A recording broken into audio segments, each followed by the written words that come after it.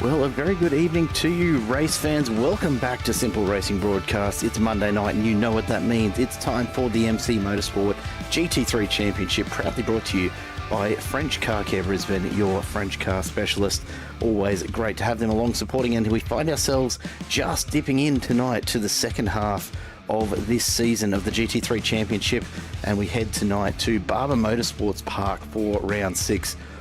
And with the season heading into the final stretch, really every point starting to matter more now than ever. And what a way to kick off the second half of this season. Barber Motorsports Park is one of those hidden gems on iRacing. It doesn't get anywhere near enough love. It's a beautifully flying circuit.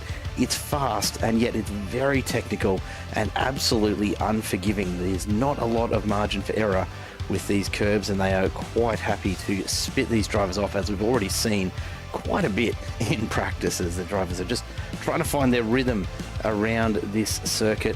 Of course, a massive thank you to all the sponsors for making this season possible. It's been a real cracker so far. Some really high quality racing right throughout the opening 5 rounds, and really we're expecting more of the same for the second half of the season. Conditions tonight, absolutely beautiful. 25-degree track temp, 19 degrees in the air, bit of a breeze around and just a few clouds, but otherwise looking very nice indeed for this feature round tonight. A sprint race to mark the start of the events, 16 laps around Barber Motorsport Park, followed by a 32-lap feature race. As always, a 50% fuel cap is in place. For those of you who don't know already, my name's Jared Cole. It's great to have you along with me, and I will be joined, in fact I might be joined right now even, by my good friend Dean at Biggles Hopton. Biggles, have we got you in the booth? Yes, you do. Good evening, sir. Good evening, everybody. Hello, my friend. Mate, it is great to have you back again. And I tell you what, Alabama. I can never say Alabama and have it feel right, but I know that's how it's pronounced. And you would be all too familiar with this part of the US, given your penchant for oval racing. Yes. Yeah, kind of. But this track itself, obviously, it's not so much. It's not an oval. As you can see. Not. No. But it is a very nice little motorsports park. Before we do get into checking out the second half of the qualifying action that's going on right now, let's take a quick look at the standings in the championship so far. We've reached the halfway point, as I said earlier. Reese Wakefield out in front, but not much in it at all. The only difference between himself and Hayden Veld is a mere 33 points at this stage. And then, of course, Danny P and Thomas Hinds battling it out for third place on the podium with only 15 points the difference there. And you'd have to say, Biggles, the top 4 really starting to separate themselves in a way that's going to be very hard for any of the rest of the competitors to, I guess, fight their way back into podium contention. But still plenty to play for in those minor placings, isn't there? Yeah, it's all about into the business end of the championship. It's all about consistency now is what you need. You can't afford any poor results at this point. You don't need to just win every race, of course, but you do need to get yourself some good, consistent, strong results, and that's certainly going to be going through the back of these drivers' minds. Yeah, it absolutely will be, as we get confirmation, as always, from the doctor in the chat. No Hayden Veld tonight, so that is going to open up just a small little opportunity there for the likes of Danny P and Thomas Hinds to maybe pick up some bonus points there. Good to have you back with us, Doctor, as always. A pleasure to have you along once again. Let's look, without further ado, we've got about half of the 15-minute qualifying session left to run. I reckon we should head on down and check out a little bit of the action on track, and we'll start off, of course, with none other than this season's leader at present, Reese Wakefield from One Performance Racing, and he really has had a super consistent season. That Mercedes it's been behaving nicely for him pretty much everywhere he takes it, and tonight seems to be no exception. Already sitting very comfortably at the top end of this field, although Thomas Hinds, a couple of purple sectors at the moment, but also sitting atop the leaderboard, is very much interested in taking that Corvette all of the way to the finish line here tonight. He's been quick every week, Biggles, but hasn't quite had the results that he's after so far. Well, perhaps this could be the turning point in the chapter, of course, as you're mentioning, of Reese.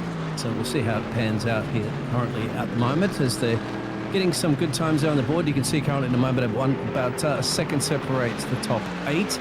You see those times start tumbling down a little bit. As we get into mid-18 club, I imagine would be the time. Probably the best time. Yeah, it's look, we haven't seen much quicker than the low 19s, high 18s. It's going to be a big ask. Something I did notice tonight, there's been a couple of car changes, which are allowed, of course, a single car change throughout the course of the season. Mitch Curry has said enough. It's Ferrari time. And this is something a bit different, I'll be honest, for the MC Motorsport head honcho. I don't think I've ever seen him step so far out of what would ordinarily be his comfort zone. So good to see him out there rocking new paintwork, and that Ferrari already starting to pay dividends for him. He's currently sitting 6th in qualifying as he makes his way around the circuit. Kyle Ridley, another of the car changes. We've said a couple of times, Biggles, that he seems to just be off the pace a bit, and tonight finds himself here in the Lamborghini, which is a personal favourite of mine. If for no other reason, then I reckon it's got to be by far the best sounding GT3 that you will find in iRacing. You think? Well, that's because you don't have any Nissans out there, mate. Well, yeah, I mean, I've got to go with what I've got to work with, don't I? Yeah, true. But no, the Lambo is it's one of the most satisfying sounding GT3s, I reckon, and it's certainly the one that draws me back time and time again. Charlie Milliken crosses the line looking to improve his time, and I don't think he's quite going to get any further up the order at the moment. As we see Cruz McPhee back this week for Koala Cartel. Had a bit of a week away last time around, and tonight back with a vengeance. The week off doing a bit of good, up into P3, and followed not too far behind by Thomas Kuhl in 5th and Liam Jensen in 7th. So plenty of the bright yellow Koala Cartel cars to be seen up the top end of the field here tonight. Jackson Starrett, a familiar sight in the Porsche. He's been in amongst it all the way through the first half of the season for Sideways Esport, and cements himself inside the top 10 with just about 4 minutes left to go. I'm sure someone's going to correct me on this, but I can never remember whether it's the heat races or the feature races where we get kicked straight through from the time running out in qualifying with the main race. I'm pretty sure, I'm starting to learn this, Biggles, but I'm pretty sure that the heat nights are where we do get to continue through to the end of the running. You see the sparks coming off the bottom of the Aston Martin. It's a tricky track, this one. The elevation changes, particularly at Barber, it's a real roller coaster of a track, and it's so much fun to drive. I've not driven it anywhere near as much as I'd like, because it's one of those tracks that for some reason just doesn't get a lot of attention or a lot of love on iRacing. You very rarely see it come up in any of the official seasons, and indeed the leagues tend to just skip on over it. But aside from being, a little outdated in the graphical department, probably in need of a bit of extra love from the rework team in at iRacing HQ, it's got to be, I reckon, one of my favourites in terms of actual track layout. It's super, super flowy. Does challenge you to just throw the car side to side. You can see the number of sparks flying off the cars here tonight as they drag the chassis rails through these turns. They are absolutely pushing hard. But it's a beautiful track. You'll get a much better view of it as we start to see the cars come around as a group on the opening lap. I don't know about you, Biggles, and whether you've spent much time looking at Barber Motorsport, but it's just, I don't know, something about it just tickles me the right way. Well, I haven't. I've actually been here in a while, actually, quite some time to this track. So I've almost forgotten. Great, how interesting this roller coaster of a racetrack is. As you can see, you got to go down the hill. There's lots of turns. There's barely any. Well, there's little straightaways and kinks and stuff like that, but it is overtaking a lot around this track, which would be fantastic. We're going to see some action happening at the moment. You can see. Liam Tipping just goes up for the Koala Hotel up into P5 currently at the moment. Reese Wakefield's down there in P4. And Thomas, as you can see on board, look at the concentration levels through the roof here at the moment. He's not taking his hand off to scratch his nose or anything like that. You can see the force feedback on the steering wheel, just kind of like battling the car. You can see that fastest third sector as well too, as he sweeps. I don't know what coordinates, apologies, but it's sweeping up and down. Very old school Brands Hatchet-esque. That's the reason why you see those little sparks flying off the underbody. Yeah, it really is, isn't it? It really puts the chassis under a lot of load particularly with the elevation changes coupled with the corner flow. There's so many of these corners where you are basically straight lining, and as you see, Hinn sets an even faster top lap there. So definitely finding his groove here this evening as we jump away and go on back to check out. Let's take a look and see how Jackson's doing. It's getting into the last minute. It is one of those tracks though that it really does encourage you to straight line a lot of these chicane sections, but because of the changes in elevation and the size of these curbs, they don't look like much, but they are pretty solid and will bounce you around if you're given half a chance. It does keep the drivers on their toes the whole way around. As you said, there's only a couple of very short straights for the drivers to take a bit of a breather or to refocus. So, you know, throwing what will be, by the look of things, we've got around about 28 cars tonight, so a bit of a smaller field. Like I said, Barber just, I don't know, doesn't get the love that a lot of other tracks do, and I think that's probably best represented by the low turnout here tonight. Makes me wonder if perhaps there's a few drivers that don't have this one in their inventory. It could be possibly, yeah, because it's not commonly used. And that's it for your qualifying session. I got it the wrong way around. So I got it the wrong way around. Would you believe it? That's it. Whether you finish your lap or not, you're going to have no That's time. exactly the opposite of the way I was thinking about it. It's the Enduros, I think. Yeah, the longer races. All right, we've got our starting grid. Let's take a look at the grid. Thomas Hinns and Danny P will line up on the front row with Cruz McPhee and Reese Wakefield behind them on row number 2. Then Liam Tipping and James Salhani in row 3. Thomas Cool and Ryan Palmer row 4 ahead of Mitch Curry and Liam Jensen, rounding out your top 10 for the sprint race this evening. Jackson Starrett and Kyle Ridley behind them, then Ian Ward and Mick Polly. Charlie Milliken and Lucas Baker line up alongside each other on row 8. Then Nathan Bowman and Brad Coates have pipped Chris Croat and Josh Harris from ADHD to round out the top 20. Dean Power and Chris Lashbrook ahead of Vince Salvatore and Brendan Purcell. Then Luke Hayden and Martin Lipsky a little further back. Dan Murko not setting a time. Neither did Michael Whiting, Brian East, and Scott Bartine sitting right at the back, ready to jump in that safety car as required, as is Nathan Allen, and of course race control present and watching as always. It's going to be a very, very interesting race tonight. I think we've got such a small field, and it's not often you'll hear me say that, you know, 30 cars on the grid is a small field, but compared to what we've seen so far this season, it really will be a very limited field, and I think that'll make for a few changes in dynamics here, particularly on the opening laps, Biggles, where these drivers just aren't going to have to contend with quite so much going on around them. That's going to be the interesting part of this initial 10-lap race. Essentially, is just where you're going to be, what opportunities you're going to take there, and give you that kind of dress rehearsal once again for the main feature race coming up after. Yeah, that's exactly going to be right. Key, as you mentioned there as well too. So we're going to get practically about 29 drivers lighting on there. We've got Scott Bartine there and Nathan Allen. I'm not sure Nathan Allen may be the safety car drivers, or one of them, of course. So we're waiting for them Max down there, and then we also have a race control to keep an eye on anybody doing any corner cutting and give them some 10-second penalties. Wait, that's Formula 1. Anyway, they will be giving them something. That's gotten under the skin of a few fans this week, hasn't it? Yeah. Yep. Certainly has. It's all part don't of worry, the fun. our boy Oscar will fight back. Always does. We've got just a little while left to go before we get underway here, folks. Have a look at that Koala Cartel lineup on the left-hand side, though. Thomas Hinns has a sea of yellow in his rear view as they get ready to go, and of course the OPR cars lined up nose to tail as well. It's a real team affair up the front end here. Can they work together? That's going to be the crucial element too. Got to be able to do that. Help your drivers out in the championship as well. See what sort of max amount of points you can gain for them. And you can see, obviously, that at the top there too, with first and third as well. Just a little confused on the graphics there for a second. Yeah, it's right. It's not first and third. It's second and fourth as well too. It's all sorts of backwards here at Barber.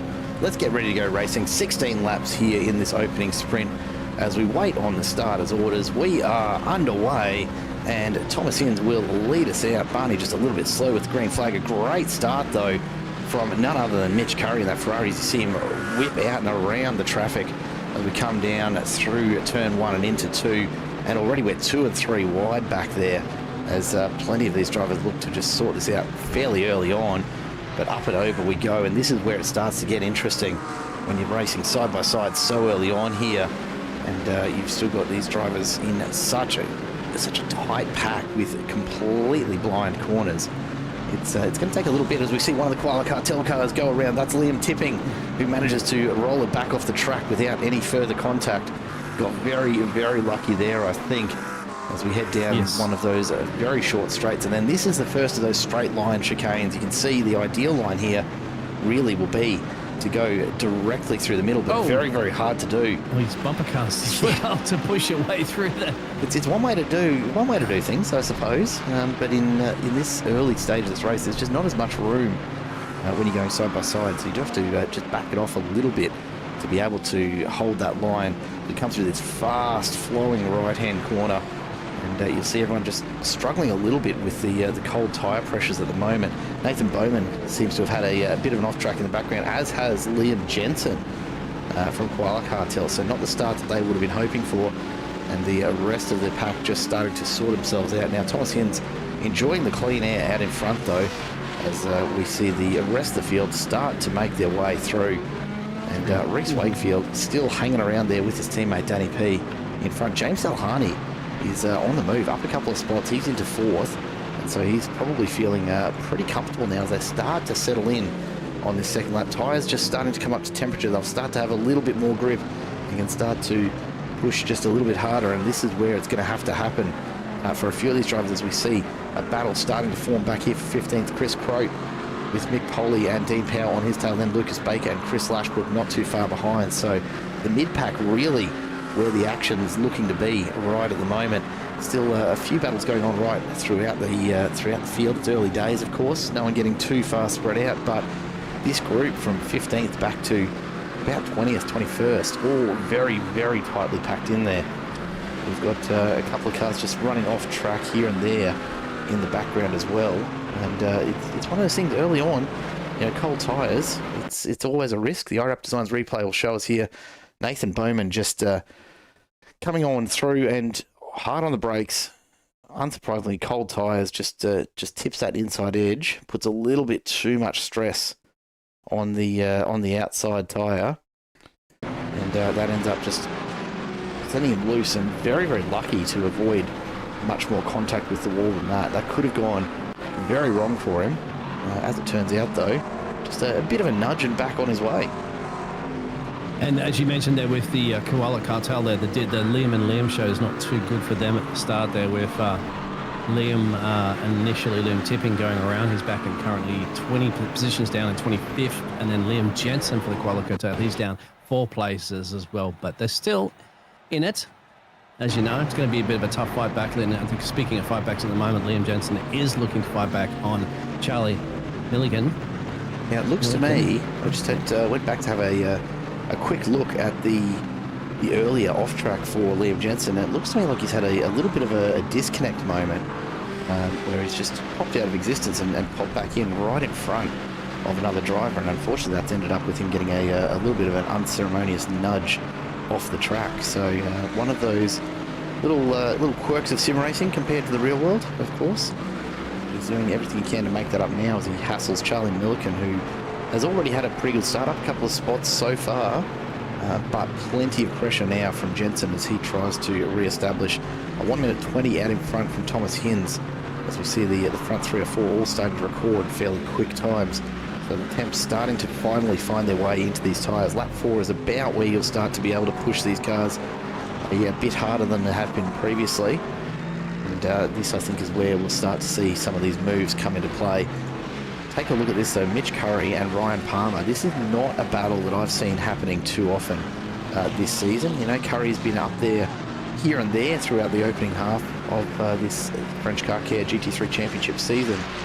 But switching over to the Ferrari, I mean, it's early days, but he seems to be holding very, very close to the back of Ryan Palmer's like Mercedes. Dean's gone off the track somewhere, went around for the Blackhawk Motorsports. He's back on, but he's dropped down to P24 currently at the moment. Maybe Brian might, well, he's got a second ahead of Brian, so it might be okay to go back up to speed, but It is unfortunate for the Deans out there currently at the moment. And, Just a little bit of an overcook. yeah. Not quite enough temp in those rears. And speaking of track temperature as well, too, it is currently at the moment about 24, I think, last time I checked, Celsius, yes.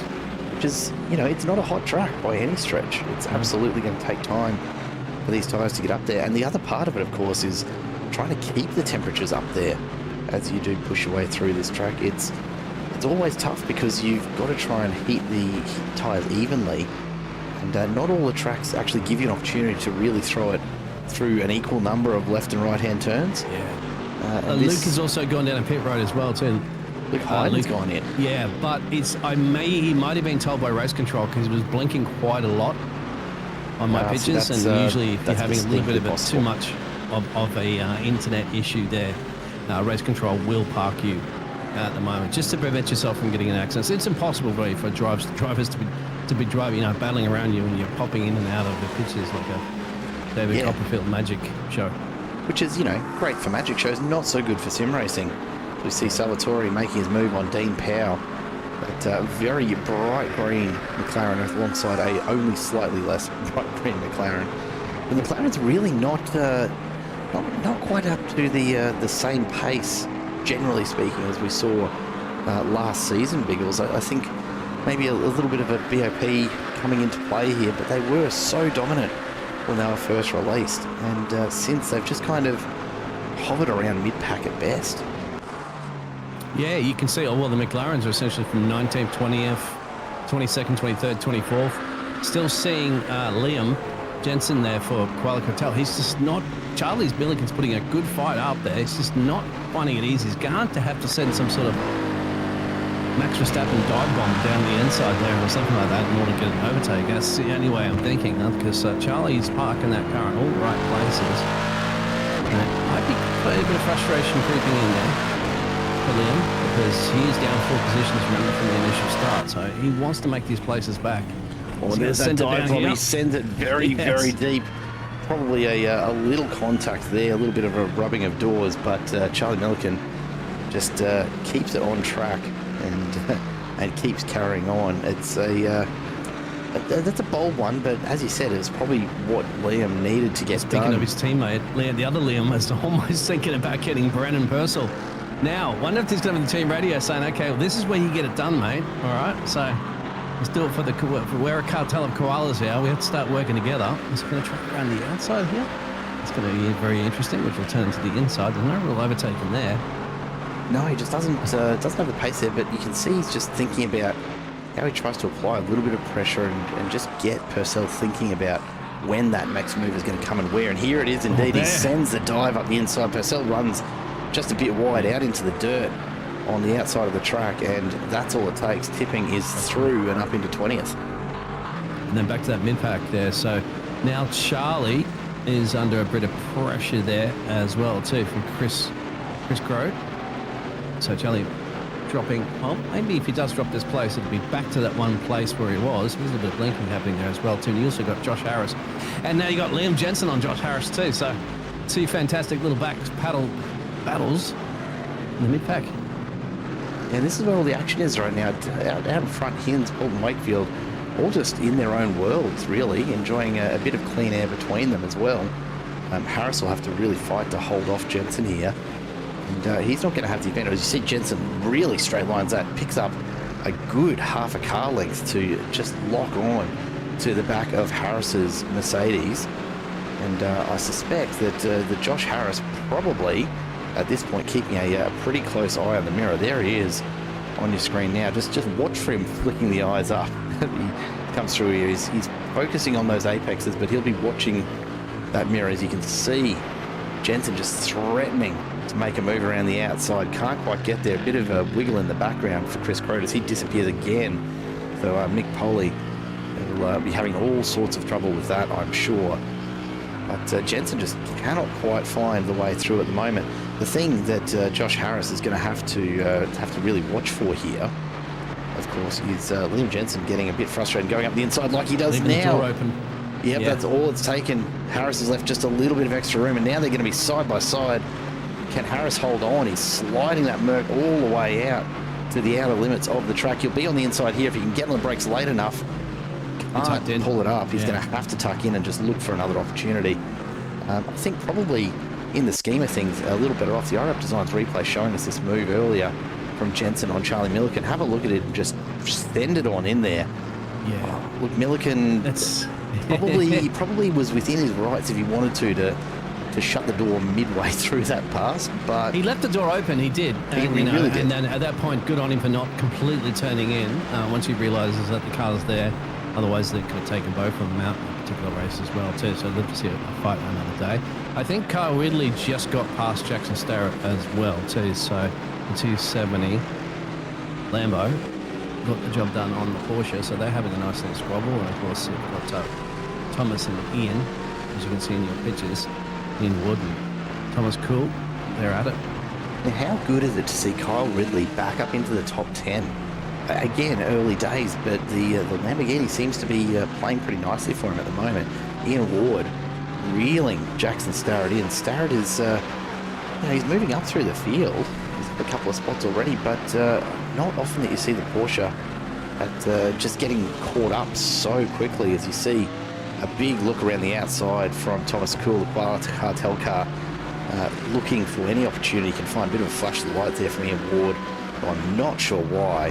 Didn't quite see Starrett's move there, but I suspect it's probably something to do with it. It's a straight line down the hill and through that chicane, and Cool's going to have to be careful that he doesn't get impatient there again.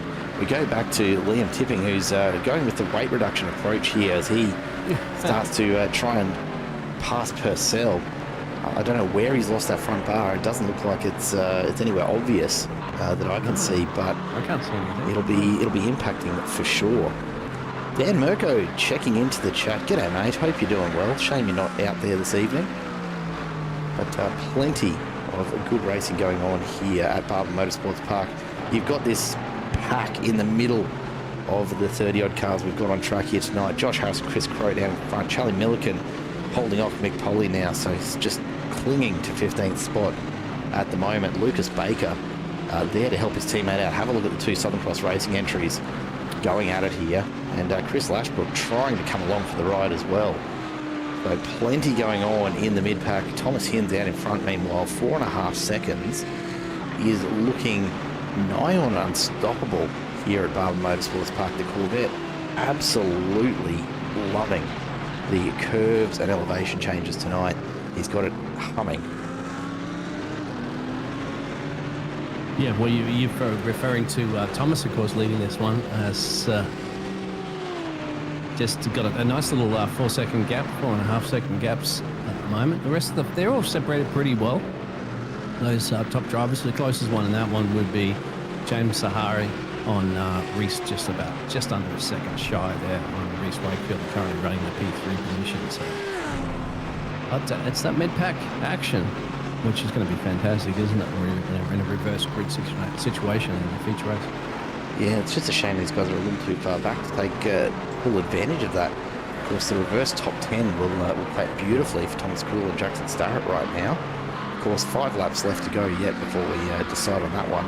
Purcell and Tipping, they've been battling it out for a little while, and that's brought, of course, Brad Coates and Dean Powell closer to this one. So we're about to have a four-way battle for 19th, but the further up, Jackson Starrett has Thomas Cool all over the rear bar of that Porsche.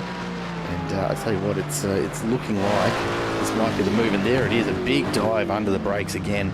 Jackson Starrett just tucks him behind. He looks for the over-under, can't get there as Cool keeps the door firmly closed. Jackson Starrett's going to have to set up and try and find another move further on if he wants to take that space back. I was just reading through race control messages before, and that the car 22 I mentioned before had been sent to pits. That was because the connection issues. That was Luke. And that, so far in this race, I think has been the only retirement. Well, Michael did not start the race in P28, but so far so good. And just getting confirmation in the chat as well, Beagles. Dan Mirko will be here for race number 2. He just couldn't make it for race 1. Nice. So good to hear, mate. Go and get your warm-ups in, because the racing is pretty frenetic so far this evening.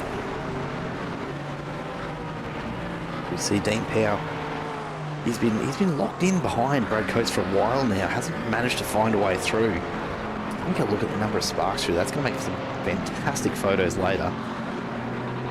These four just locked in behind each other at the moment. Can't quite find a move, but I reckon Dean Power's getting pretty close to wanting to try one on. You see Brad Coates just float to the middle to make this decision a little harder, and then Dean Power throws the massive dummy. Brad Coates, an interesting move there, and one that perhaps race control will take a closer look at for a bit of moving under brakes, maybe. But Dean Power's going to have to try it again. We might jump on board and just see what he's looking for here. He's just kind of moving a little side to side, looking for Brad Coates to make the move. Here you go, a big shot from Coates. Dean almost sends it on, but Liam tipping as well. The side's better of it, and look, probably the safer move as well. But now he's going to have to change up his strategy, because working on Coates for so long, all of a sudden he's got a completely different car that he's got to try and track down. Yeah, exactly. But his team should be aware, Sunbury spotter should be aware that Liam is missing that front fender there, so he was probably down in a little bit of speed, as you can see. But he's getting that nice toe, which is actually helping him at that point. So that's that situation, of course. And the back up to P16, you are showing around 18th place there. Chris, Lucas Baker there, Mick Polly. Yeah, plenty of them in amongst it. Charlie Milligan, though, just holding nicely at this stage. Dean Powell, meanwhile, has decided not to wait around any further. Purcell's had a bit of an issue behind, and that's allowed Tipping to come through. Here comes Nathan Bowman now. James Sahani's had a spin as well too, so he's dropping down to P7. Maybe Kyle might get him. So that's, might look like that might have just been all by himself. I didn't see anybody around him. But that's very unfortunate for the SLM Motorsport. Let's have a look. This is just unfortunate, you'd have to say. Driver error. Yep. Yeah. And it just gives you a feel for how heavily loaded those outside tyres are through these corners. That's the hairpin. He's so lucky there was that nice gap to flip that car around just ahead of Cole coming in the corner too. So such a dangerous spot it could have been, right? Yeah, well, I always say that's the beauty of having yourself a little half spin or something like that later on in the race, because you've got that spacing between it. You did that, as you know, as the drivers did at the start of the race. Well, you're just seeing everybody zoom on by. We've seen Nathan Bowman hustling Liam Tipping here. He's really thinking about just throwing the pass. And look, only probably common sense saving him from chucking the nose that BMW in where it probably doesn't belong just yet. Tipping down on pace without that front bar, he runs off wide. Track too. Bowman just keeping his senses about him, just not wanting to throw it in there too much. But you can see he's really thinking about getting up alongside that rear quarter. The way that Liam Tipping's driving right now, I'd be pretty hesitant as well if I was in Nathan Bowman's shoes. He's all over the track, using the full width. And I've got to wonder if maybe he's just cooked those tyres a little bit too much and struggling to find the grip at the moment. Yeah, you always got to be very careful, especially with their cars all over the place at the moment. What do if you're Bowman? You've got to find an opportunity in a gap. You've just got to basically try to see whether or not Liam's going to run a little bit wide. He's had a couple of little off-track excursions at the moment. I think that's what Norman should be waiting for. Hard to tell a driver to just sit back and wait for a moment that might not even present seems unlikely, doesn't it? A couple of laps, but you know, it's the situation. He's just got to be patient. Being patient, Mitch Curry has been patient all the way through this race, and he's up 3 spots into 6th right now, which is going to give him a very, very nice start for race number 2 in just a lap or so. Thomas Hinds is just kind of out in front, all on his own, but James Salhani threatening, but not quite able to stay with Curry just yet. So we'll keep an eye on that one. Further back through the field, though, this continues. Coates and Power now back in it together. Oh, very, very close to making contact. I do wonder if perhaps Dean Power's the reason that Brad Coates doesn't have the rear bar at the moment, because he is pushing so hard. And look at this, all over the back of his fellow McLaren. And looks to the outside. He's going to try and get the fast line through here. Can't quite get the turn in that he wants. And indeed, that's going to cost him a bit of time. Contact there. Liam Tipping and Nathan Bowman come together. It was threatening for a while, and I think, look, Nathan Bowman just having enough of waiting around, decides to throw it in there. And unfortunately for Liam Tipping, it's ended up with him off to the side of the track. Thankfully, not too much more damage done.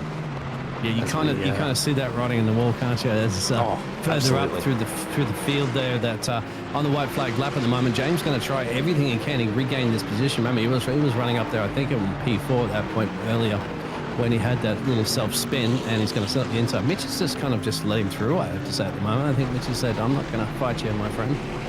Yeah, no, he's decided that he's got enough pace for where he's at, but perhaps not enough to go any further. Ryan Palmer now doing everything that he can to hold off Jensen. He's had a bit of damage as well and has lost that front bar, so just protecting that inside line going to make it very, very difficult for Jensen to pick up another spot here. And Ryan Palmer needs this. He's in P10, so he is on the cusp of that pole position for race number 2. He's going to fight. Yeah, this is pole. You're fighting essentially for pole exactly at this point, so both of them are going to give it everything too for now. It's hard to see Ryan Palmer giving this spot up. He's an absolute master of defensive driving. As far as any car you put him in, he will absolutely hold anyone off for about as long as you need him to. So Jensen's going to have to come up with something pretty special here if he does want to pick up that 10th spot. Meanwhile, it's probably worth us going up front to say hello to Thomas Hinds, because he's been out here all on his own the whole way as you see him come across the line here. Yeah, he's got his hands up there. He knows he's got this one in the bag.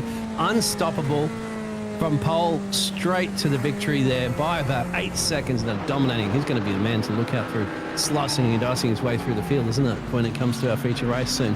Oh, absolutely will be. Ryan Palmer has just picked up a black flag. Oh dear, that's going to yield. So that Liam shouldn't be fighting for this position at the moment. He should just sit back and relax if he's aware of that. But it doesn't look like he is, mate. I think he wants to get it on the track. Well, this is the thing, right? Palmer's going to drop back through the rankings with the post-race penalty that's automatically applied by iRacing for finishing with a black flag. Oh, that's a big moment there. Last second for Dean Powell. Loses it in the corner, gets spun, takes out Brendan Purcell as well. That's going to put him a long way further down the field than he was hoping for. Purcell, he's going to have to carry a damaged McLaren across the line. Thankfully, that won't impact his finishing spot, but what a way to drag it across the line. He's leaving grooves all the way up that front straight, just dragging that wheel behind him. Brian East will come home in 25th by the look of things, so a little way back, and Martin Lipsky will be the last of the drivers to cross the line there in race number 1. But save a thought for Thomas Hinds, who has made it look, let's be honest, pretty easy out in front there as we bring the results in. Oh, there's a spider. Careful. Yeah, you've got to not be an arachnophobe. What's its name, by the way? I actually don't know if it has a name. Honestly, I see if anybody can't tell you. Someone somewhere's got to know.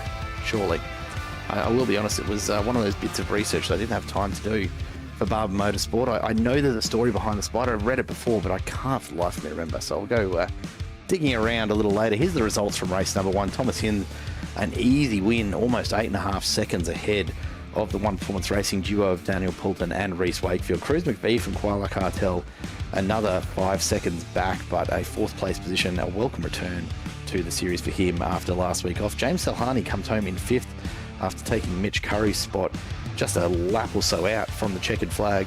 Kyle Ridley will finish in 7th, so a great result for him and also for the reverse top 10 grid that's about to hit us. Thomas Kuhl in 8th. Ian Ward sneaks in there in 9th with Liam Jensen coming home in 10th. Jackson Starrett and Josh Harris 11th and 12th, and Chris Croat and Charlie Milliken ahead of Mick Poley and Chris Lashbrook. Lucas Baker and Brad Coates then ahead of Liam Tipping, and Nathan Bowman rounds out the top 20. The interesting part of this, of course, as we go back through the field, Bill Salvatore and Brendan Purcell, as well as Dean Powell, who had that late spin, all will finish ahead of Ryan Palmer, who takes that late black flag, and his penalty will drop him all the way back to 24th for race number 2. It's one of those things you just cannot afford for that to happen on the last lap. Yeah, you can't. Absolutely right. But now it's going to be a situation. I found out about a little spidery friend.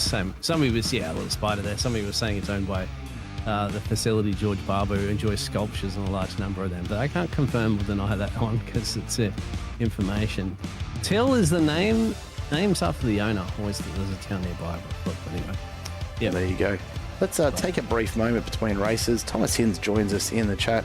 Thomas, welcome on in and congrats on the result in race number 1, mate. That was a very, very easy win from where we saw it.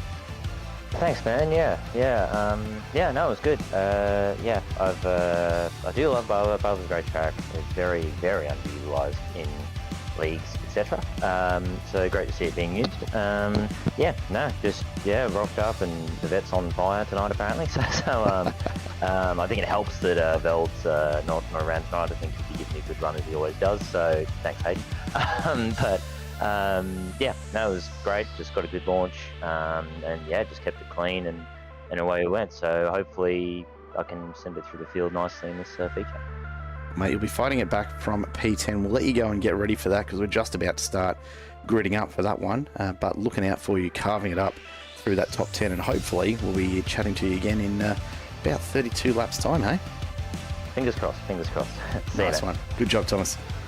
Thomas Hinds there takes the win in race number 1, and we wait now for the warm-up session to come to a close. A couple of minutes left to run on that one, so we do have an opportunity to, I guess, have a think about what the strategy will be for race number 2 here, Biggles. And when we talk about the championship contenders, right, really, they're all going to be having to fight through the pack here, aren't they? You've got Reese, Danny P, Thomas Hinds, who'll be starting in 8th, 9th, and 10th in no particular order.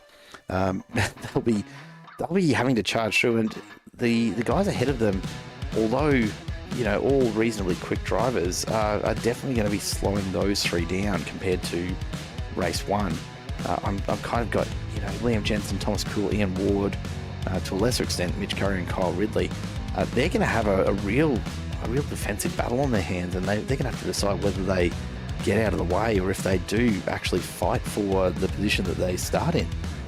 Well, I mean, they should do some nice fighting, isn't it? Because it's good points on the offer for them, especially like Ian's 28th in the championship. Fantastic job there from Mitch Curry as well too. Who I can't remember, look into the list to see where Mitch Curry is in the championship as well too. He's pretty much I'll tell you what, he's a way down. Yeah. And not reflective of his results tonight, that's for sure. No. At least so far.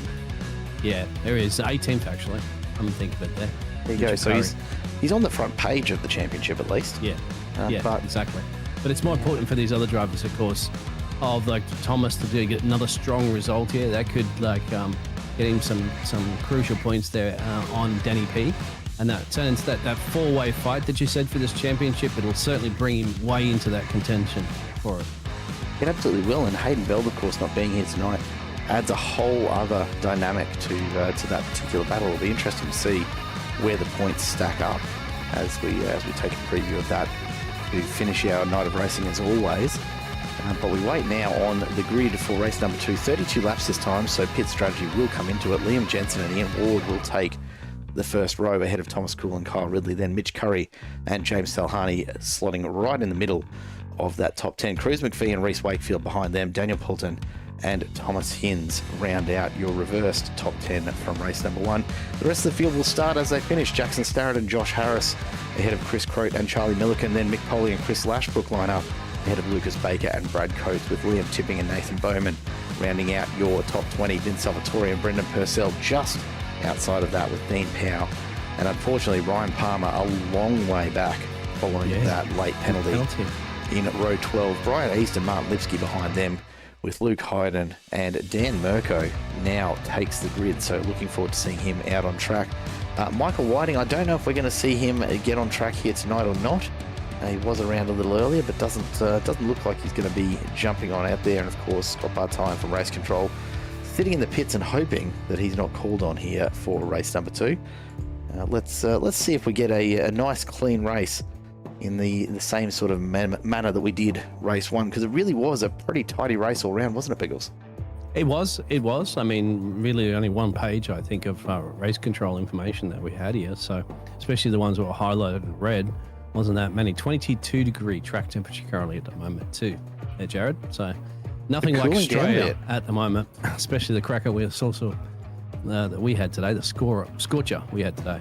Yeah, I think I saw about 38 degrees at my place today, so I would gladly trade that for Barber Motorsport Park this evening. But unfortunately, a little far to go. Strangely enough, and in typical Australian weather fashion, 38 degrees today, I think 22, 23 tomorrow. It's going to be a length of cool down again, then we'll go back to another scorches again. We're not even in summer yet. Mate, this up and down, snip, snap, snip, snap, snip, snap. Do you know what that does to a person? Anyway, I'm just going to give bonus points to anyone in the chat who gets that reference. If you do, you are indeed a connoisseur of fine television. As we wait for race number 2 to get underway. Our feature race tonight, 32 laps here at Barber Motorsport Park. And look, I think what I'm most interested to see here off the start, Biggles, is just how quickly Thomas Hinds can move up from P10. And indeed, whether he can make any moves early on in this race.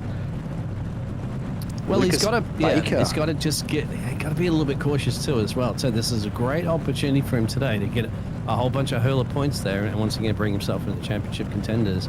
So then again, I also wouldn't do an Oscar where you kind of like tippy-toeing around at the moment. You kind of want to do a bit of Max Verstappen and just, go for gold and don't really care about what happens if you don't. Well, that's about all we can do sometimes. Lucas Baker just checking into the chat. He is out for the night due to injury. That is a real shame, mate. I hope it's nothing too serious and that you recover and rest up, mate. It's always a shame to see a Lamborghini out of the running because I do like to see it on track. I am a bit of a fan. Let's get ready to go racing. Liam Jensen and Ian Wood have the front row. We are green flag conditions and away we go. You can see again Mitch Curry getting an absolutely brilliant start as he dives to the inside and down we go towards turn 1. Ian Ward retains the start and you can see already contact. That's one of the OPR cars around. No way. And Mick Polly, Danny P. Mick Polly and Danny P around early on. Reese Wakefield barely survives it, but we are now a little bit changed from where we were. Thomas Hinds still there. He's up 2 positions already as a couple of the other cars have graciously moved out of the way for him effectively. Although perhaps not intentionally. He's right there on the bumper of, or actually alongside at the moment, Thomas Kuhl from the Koala Cartel. Up front though, Liam Jensen just starting to fall back through the order already. You can see him on the back of Kyle Ridley's pink Lamborghini at the front end of this pack. And a real opportunity for Mitch Curry and James Salhani to start to try and catch on and maybe even stick with him for a while. Reese Wakefield up a couple of spots. Thomas Kuhl though down 4 from the start, so not the start line drama that he was hoping for.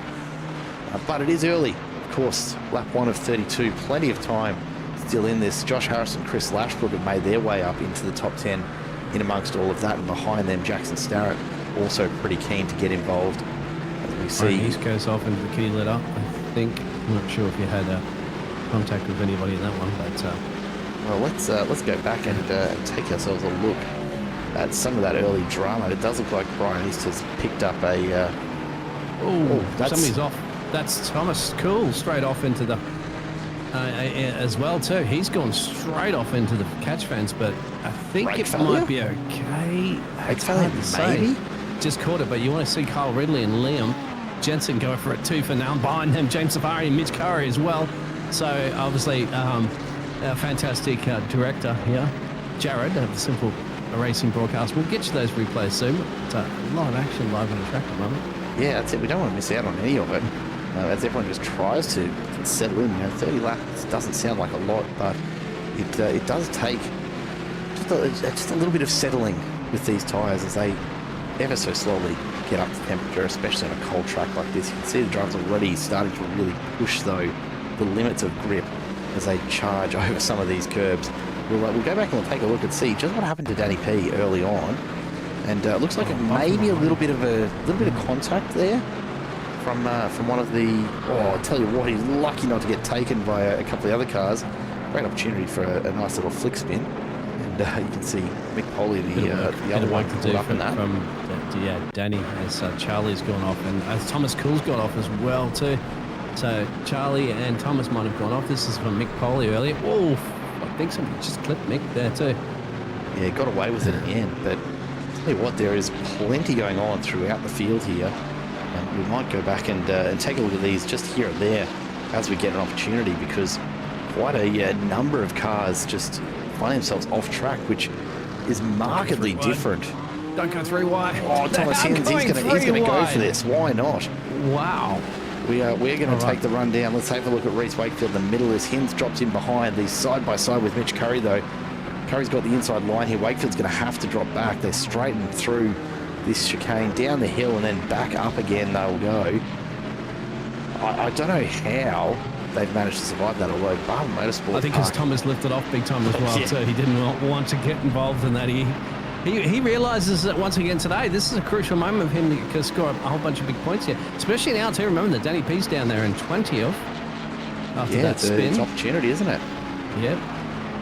I don't know how Danny's drop rounds are looking, but he doesn't start to make his way back through this, and he's going to be really need to lean on this one as his drop round. We'll go back and we'll take a look at what happened to Brian East, because this has picked up some damage for him. The iRacing Designs replay will show this, and just carrying a lot of speed, can't get the grip on the cold tyre, then big contact. Look at that left rear just snap off that axle, and he's going to have to limp that back. And you can see the front right is actually airborne as he's dragging the rear left tyre.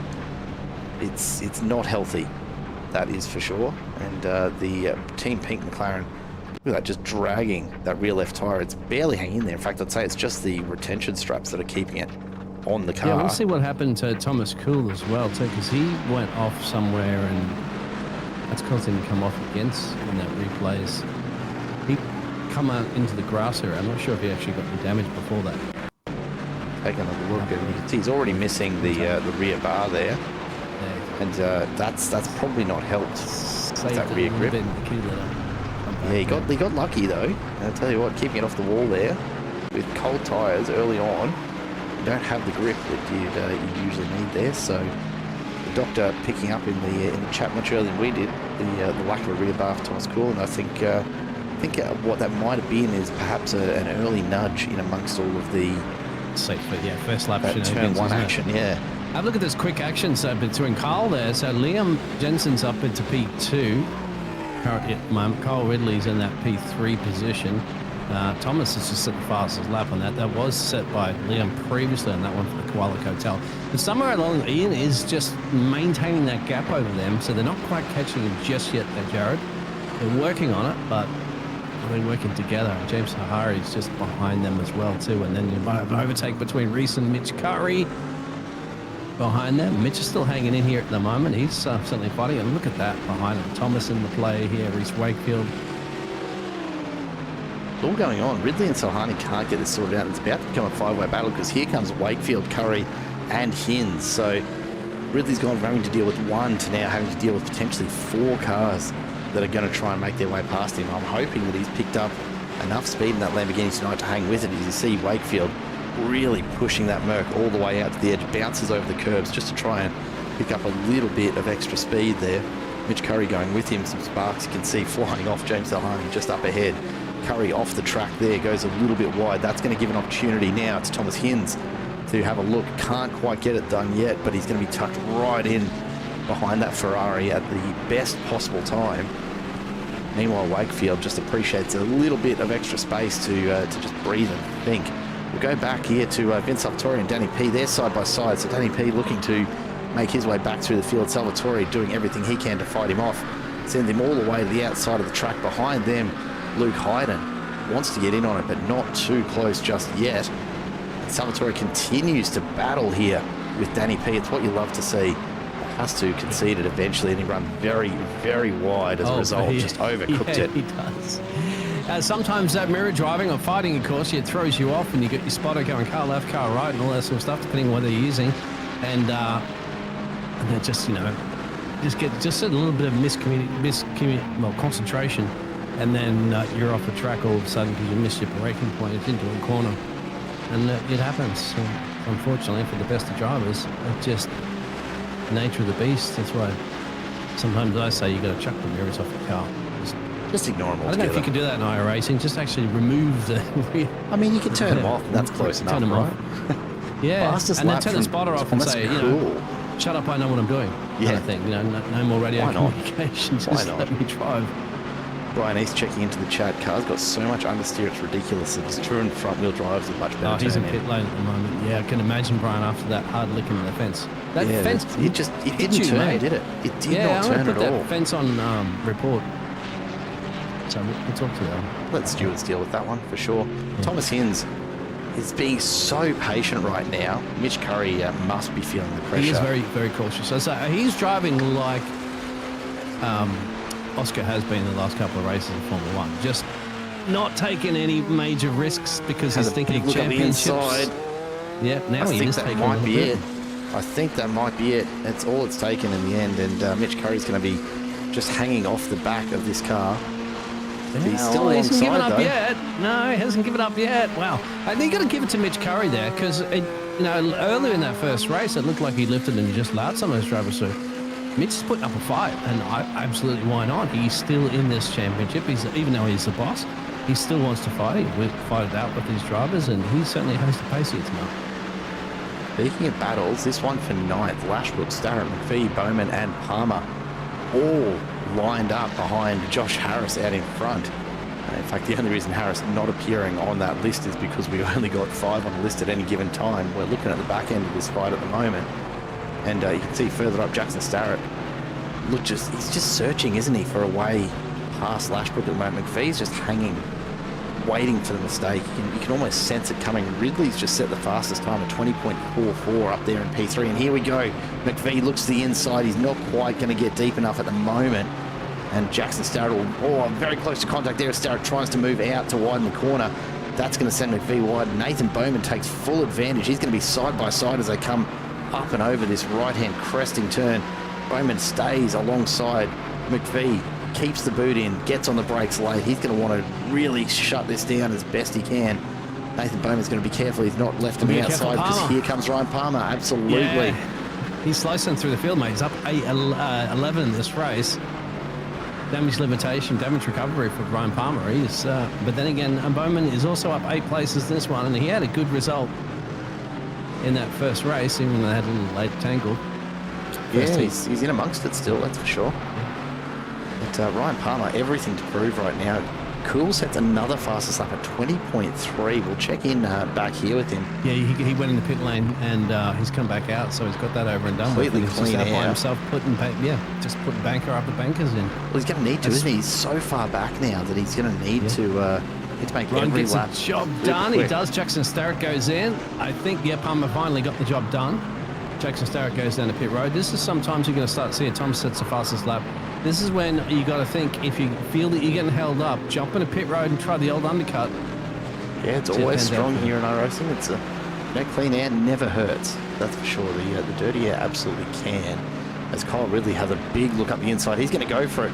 Jensen just gets it all sorts of wrong on the brakes, and Ridley says, thank you very much, I'll step on up. That's P2, but it's not done yet. Jensen almost had the pace to stick with him. He's going to try and look up the inside here if Ridley breaks even a fraction too early.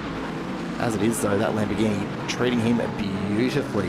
Very, very planted for SLM Motorsport, and he will continue on. Cements P2 for now, but you can see in the background Liam Jensen now starting to come under threat from James Salhani, who senses, I don't know, weakness, probably not the right word, but just an opportunity maybe to get a move done here. Behind him, though, Thomas Hinds still there. He's moved up 5 spots so far. No rush. He knows he's got time on his side.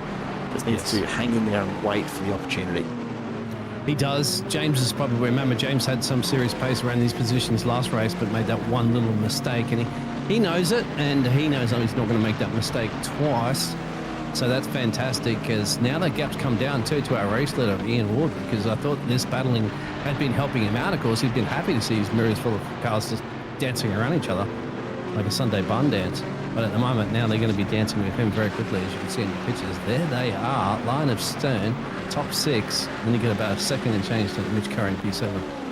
And Curry's in probably the worst spot you can imagine. As Hinds sends the move on James Salhani.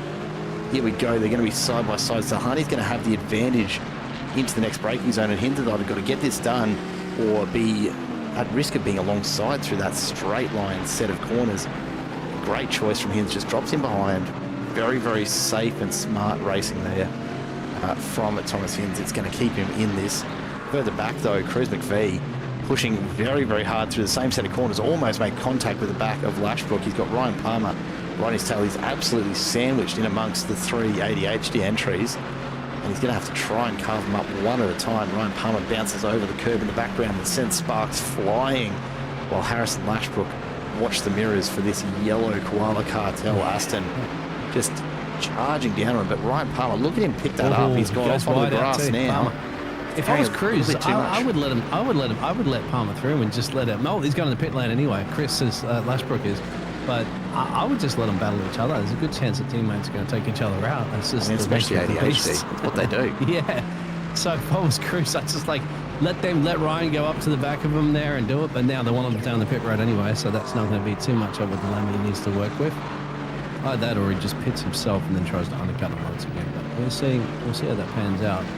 Keeping an eye on Thomas Cool's last time as well too. He's still lapping a lot quicker than the majority of the drivers in the field there.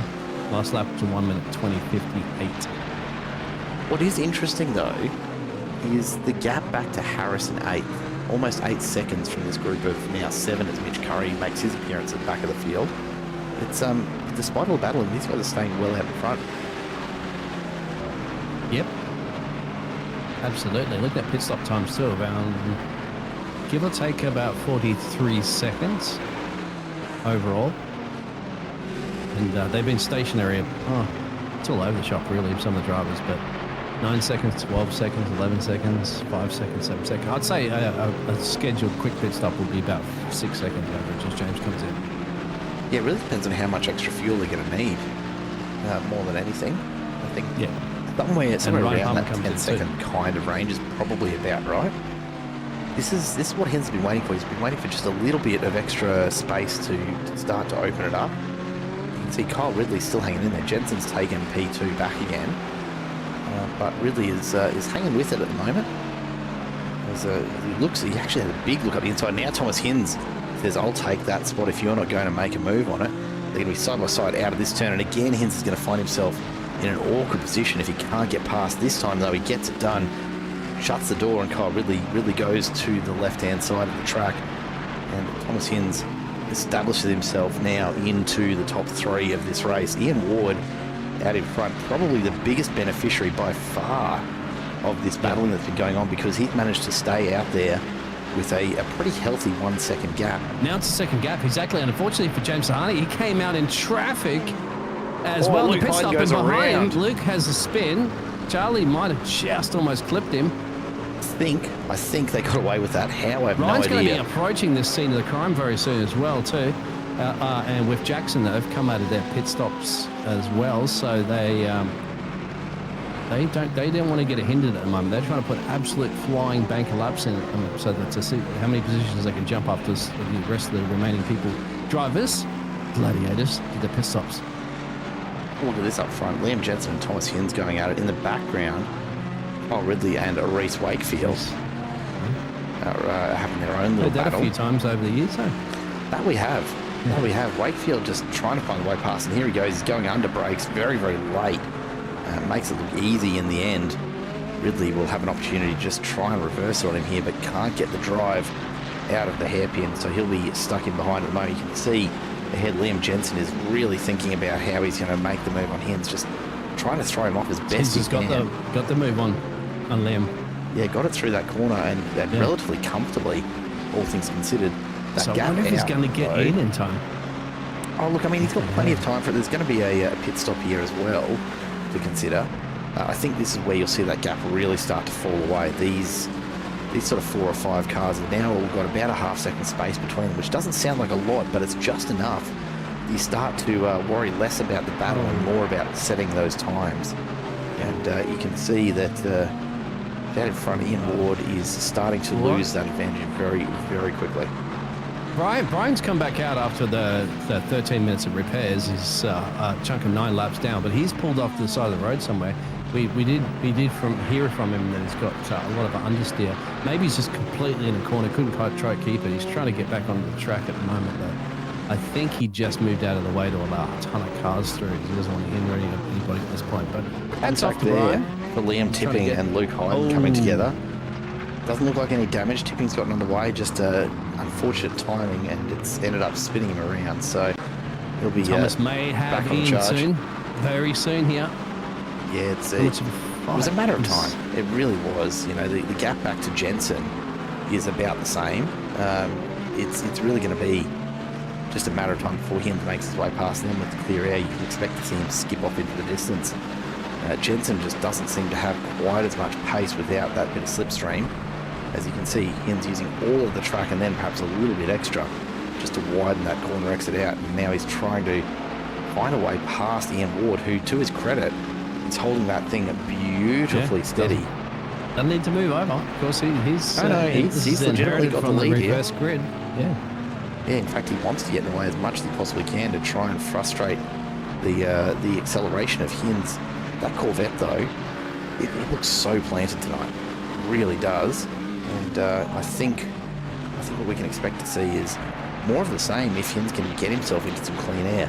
It's almost at the point where he might be tempted to think about coming in and trying for an undercut to make this happen, because it's going to be holding him up here. The problem, of course, that if he goes into the pits now, you can expect him to come out right in the middle. Go on. There it is. Send it. Yeah, exactly. That's the thing you got to be calculating, isn't it, with your spotter? So you got to be like, okay, where am I going to come out? You don't want to get stuck in that midfield traffic at the moment, because it was hindering the likes of James, who's now managed to get himself up to P14. Ryan, I don't think so much. Ryan was just behind James in the pit stops too, which is about 10 seconds. That's to be expected. These drivers, because they've run out a little bit further, may be able to shade that down to about 9 and 8 seconds, depending how deep they can go. And that's the key, right? When we look at the gap up to the leaders, realistically, Ryan Palmer, Jackson Starrett, Chris Lashbrook, they're all going to be sitting, give or take, about where you'd expect that lead group to be coming out from their pit stop. Now, if that's how it plays out, it's going to be a very, very interesting second half of this race. We're just about halfway through now, so Ian Ward, Reece Wakefield, Thomas Hinds, Liam Jensen, Cole Ridley out in front, all probably starting to think about their pit stops and when will be the best time to take them. My guess is they're all going to take their cue from Thomas Hinds out in front. They're going to hold on as long as they can and try and just follow him into the pits whenever that happens. At the back, Mark Lipsky. Caution too. That's always a possibility. Well, yeah, I mean, stranger things have happened, right? Mm-hmm. Lipsky gets passed by Ryan Palmer. Jackson Starrett's going to want to do much the same here. A little further back, though, Chris Crote is just in the middle of a couple of spaced out Koala Cartel cars. Mick Poley under some significant pressure from Liam tipping now. Reece Wakefield may be getting an overtake and slips it in front. Yes, he does. So he gets ahead of Ian in massive pressure there of Liam now. So Ian Ward, after leading this race for a good chunk of about 14 laps, now is under massive pressure from the rest of this pretty fast-looking pack that's coming through here. Take a look at the gap, though, that Hinds has opened up. 2.3 seconds. It's always going to happen. That's exactly what Reece Wakefield is aware of, and now he's cleared Ian. Yeah, now he needs to get a move on. Ian's been lapping about a second lap slower than the majority of the other drivers around him, so that's what they realise here at the moment. They're thinking, of course, of podiums. They're thinking of race wins. And Ian, I think, might be thinking a bit of survival here at this point. He's going to give himself a nice, inside the top 10 position at least anyway. Yeah, and that's all he's got to do, right, is hang in there for a little while. Look at that. Thomas Hinds released from the pack. He runs a 119.7, a full, 6/10 faster than Reece Wakefield. So even though Wakefield's out in front, he has not got the pace at the moment that Hinds does in that Corvette, and that's going to be really, really challenging for Reece Wakefield. We'll see what he gets here, though, now that he's got a properly clear track ahead of him. Got to say, though, it doesn't look like he's making a lot of headway into that gap forward to Hinds. That's out to almost 3 seconds now. It just continues to climb. Yeah, he's just the first driver in the 19 club, as Chris Lashbrook's gone off the track somewhere as well. First driver, he's got to slow down too. So that might put Ian back into play here, which is what Ian's going to have a nice little smile on his face, because that hopefully might get him to tow here. Ian Ward, so keep Liam Jensen and Mitch Curry, and who's got big pressure there from Cole Ridley. Then you've got a 6-second gap down there to P7 Cruise. So we'll see how that pans out. That yellow flag may get removed soon. It will help Ian. It will help Ian. It certainly will help Ian. It might even help Liam, as that's been cleared, so Reece can get back on the loud pedal. In fact, it just says, I'm going on pit road at the moment. That's not bad, actually, because considering the speed difference he would have had, probably a good time to take a pit lane. It is. It does mean, though, for Ian Ward, for Mitch Curry, for Cole Ridley, they're actually in a bit of a box seat position here. If they can keep their pace up this might be all they need to stay ahead of Reece Wakefield come lap number 32. It's a long way off, I know, before we start thinking about that, but it is a fairly evenly matched group in terms of pace. You know, Liam Jensen about to be under attack from Mitch Curry. Here we go, Mitch Curry looking up the inside, can't quite get there. I'm just curious as well too if James is going to clear Reece, because by taking that really early pit stop he won't. Reece will come out just ahead with Brandon in between them as well too, as James is trying desperately to clear Brandon Purcell as quickly as possible so that he can get onto the back there of Reece Wakefield. So that's a good indication of the situation at the moment of where those drivers are going to come out. So has it paid off for James? Well, maybe getting himself into that potential top 5. Yeah, lots of stuff going on. As you see, Salhani, look at the distance that Purcell's left. He absolutely wants Salhani off his tail and out of the way. But this trio here, Mitch Curry comes in to break it up and take his pit stop. So he's starting to run low. But Ian Ward's still out there. Liam Jensen and Kyle Ridley all still powering on. And this has got some real potential for these three who haven't had a chance to be this far up the front for a little while. I think James might clear Mitch. He's going to clear Danny P, that's for sure. Danny P's just coming into his box now. Mitch Curry is in his box. Reece Wakefield shouldn't have a problem in clearing both of them. I think as well James. So they're coming down the start-finish line right now. The other drivers will be coming out at the moment. Will Mitch Curry? No, won't get enough. Danny P won't get enough. So it will promote Reece Wakefield and James in those earlier pit stops that they took. They'll be back in 10th and 11th, which will potentially put them, as I said, into a top 5, at least when the rest of the field get down the pit road at some point. Now it looks like Luke Hyden's run off track, and that's been just enough, unfortunately, to incur the black flag penalty for incidents from iRacing. So he'll be coming through to serve that one. We see Ian Ward and Liam Jensen now. Liam's flashing his lights big time, Ian. I'm not quite sure. And look, this is one of those things, right, that I always look at from a driver's perspective. You know, Liam knows he's faster than Ian Ward here, and Ian Ward knows that Liam's faster, but he's not quite fast enough that he can just waltz on by. And that little flash of lights, just as a, you know, the kind of, come on, get out of the way, you're holding us both up. If you're in Ward, you go, no thanks, I'm going to stay right here. You're going to work for every bit of this because I'm hanging on to my position until I come into my pit. I imagine all it's going to do is antagonise the driver even more, really, at the end of the day, isn't it? To make it difficult. And I think now Liam will definitely commit this up on the inside, and that should be job done. And then he'll tuck in behind. Squeeze there. Still going to fight back. In with a little nudge on the way through, and I think Ward's going to have a think about being alongside here if he can brake just a little later. Can't get it done. As the sun finally pokes its head out from behind the clouds here at Barber Motorsport Park. We're on lap 20 of 32, a little bit over halfway there. The battle at the moment really starting to shake up behind Reece Wakefield. James Salhani and Kyle Ridley in effective Kyle Ridley second and Mitch third. Curry came out behind James and Reece Wakefield. They're stuck right behind them. So I do think it's a clever play there from James to go in early on lap 11, because he's now up into P9 and he's still potentially, as I said, it might even be a podium. Still well, realistically, look, not surprised after that last lap. It's a good time to come in. Thomas Hinz only 35, almost 36 seconds ahead. He's going to have to pit at some point. Right now, he's going to be trying to run this out as long as he can to minimise how long he's in the pit bay taking on fuel, because every extra couple of seconds that he can pick up over his Wakefield is a better chance to stay out in front. Wakefield, you see here, is just ahead of Salhani and Ridley, but he's 32, almost 33 seconds back from Thomas Hinz. That is not enough for Hinz to guarantee holding that position on the other side of the pit stop. And so Wakefield will have to be feeling pretty confident at the moment about where he's sitting. He's in a great position.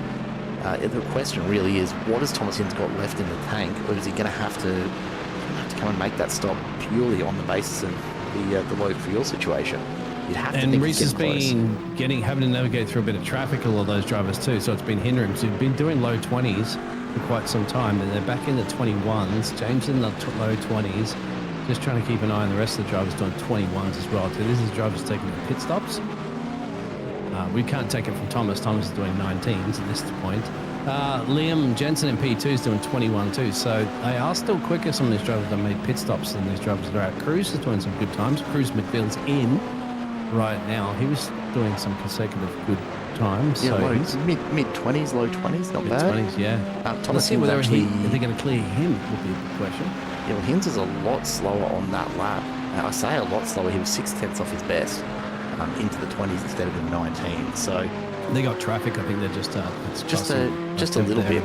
The thing that'll be interesting to see is Reece Wakefield's time here. Does he improve on the last lap's 21? Because he's going to need to, as we see Luke Hyden get out of the way. Cruz. There you go, 20.55. So he's improved, but he's still slower than Thomas Hinz. He needs to be faster right now, because the gap at the moment to Hinz, 33 seconds. If this keeps up, it's going to continue to climb. And the lower the level of fuel that Hinz needs to put on board, the less time he's going to spend in the pits and the more likely he's going to stay ahead. Vince Salvatore has had an issue. The iRacing Designs replay catching this, just overcooking it and slides it through the corner. Thankfully, no one really around except for Nathan Bowman, who thankfully managed to thread the needle there. As Salvatore and gets Cruz come out just ahead of Ryan Palmer as well too. So Ryan's going to be a little frustrated on this one because he's been chasing down a few of the other drivers up the road there. Ian and Mitch Curry, they made their pit stops, so he's got to attack quickly at the moment while Cruz McField gets his tyres up into temperature. Got to remember that Ryan Palmer, also one of those earlier drivers along with James, that went down to lap 11. Now, just curious because Reece Wakefield down on lap 17 only took 8 seconds worth of fuel. Would that be enough? Surely. Yeah, look, I think from memory you're getting what, about 2 litres a second? Something like that, 2 or 3 litres per second. So it doesn't take long, and realistically, we've only got 10 laps or so to go. These cars are fairly good on fuel compared to some of the alternatives. So it won't take very, very much fuel to get us. I was just wondering why other drivers like Mitch Curry, and they took like 12 seconds, 11 seconds, and 14 seconds for Cruz actually in that pit stop where he didn't have that much gas to put in. Maybe he missed his box a little bit or something. Yeah, look, it could be that. It could be just a bit slow on the entry. I mean, ultimately... That's the stationary pit stop time. That's a stationary time. So maybe Curry just taking on a bit more fuel than he needed. Perhaps, as we see, Ryan Palmer just flies by Cruz McFeed, just backing out of it, I think, more than anything. Interesting one there. Reece Wakefield set his best lap on the last one at 20.25. Still 0.3 slower than Thomas Hinz out in front. That gap now 33 seconds. Yeah. Reece Wakefield spent 39.8. You'd have to say that that's pretty indicative of a quick pit stop. Chris Croak spent 38.2 just doing his fast repair, I believe, would be the reason for that one. So it's getting close for him. Norman's in, so Reece Wakefield will go his way up into P3 currently at the moment, while the other two drivers see it to make a pit stop. He's got clean air ahead of him too for Reece, so is the time that you put the Schumacher-esque laps after laps in to see if there's a big undercut lead in. Well, very close there, tipping almost making contact with Coates. Thankfully, both drivers are aware of it and managed to avoid it. Thomas Kuhl sitting there at 17th, right behind them. So the two Koala Cartel boys absolutely hassling AITT. Thomas Kuhl comes in for his second stop now. Martin Lipsky looks to have picked up a black flag for incidents as well. But tipping now going to have a go at Coates as we come down to turn 1. Not quite there, but close. They're going to have to watch for traffic coming out of the pits. Up ahead, that looks like that might be... Thomas is in, pit lane, race leader. Oh, Thomas Hinz coming in. There we go. Yep. So here's what we've got to watch now. Liam Jensen comes in, unsurprisingly following Hinz. All right, so where is Reece Wakefield and what can he do? He's in sector 3 now. He's coming around the... Watch this distance coming down, 650 metres now to the line with Thomas Hinz. Hinz is in the pit and he's out 9 seconds. That is a super quick time. And with Wakefield just coming around the final turn, I think Hinz is going to get out in front here quite comfortably. And there you go. Hinz is already back out on track. He won't have taken tyres. He'll be straight into it. Liam Jensen is still in the bay now, coming out 10.6. So a pretty good stop, but unfortunately, he's going to have a few drivers potentially roll past him. Cole Ridley. Cole Ridley. Here we go at the exit. Ridley takes the position. Mitch Curry too. Yeah, absolutely. Curry's still in there with a shot, but Ridley sitting in 4th. Tell you what, the Lambo looks good on you, Kyle. It is cruising nicely.